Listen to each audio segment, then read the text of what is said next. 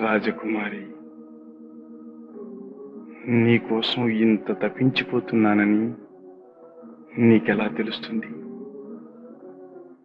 నా ప్రేమ సందేశాన్ని నీకెలా పంపుకునేది?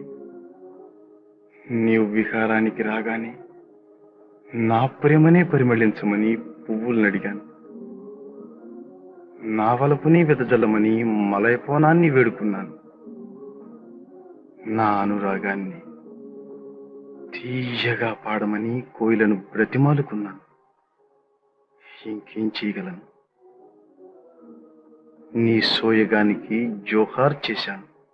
కలవరమాయే మదిలో నా మదిలో, కన్నులలోన గారడి ఆయే, మనసే పూల మంటపమాయే. కలవరమాయే మదిలో నా మదిలో.